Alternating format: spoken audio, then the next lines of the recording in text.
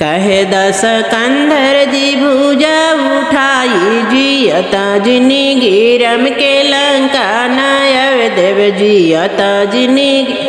रम के लंका नायव चाहे हम मारब चाहे माराइब जियता जिंदगी रम से पीठ ना देखाइब जियता जिंदगी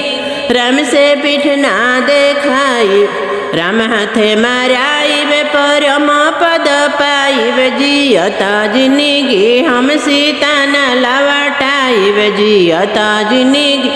हम सीता न लवटाइब कहे हनुमान जी गादा उठाई जियता जिंदगी हम सीता लेके आइब जियता जिंदगी हम सीता लेके आइब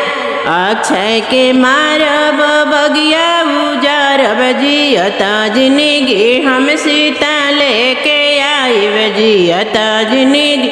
हम सीता लेके आइब रावण के मारब लंका जलाइब जियता जिंदगी हम सीता लेके आइब जियता जिंदगी हम सीता लेके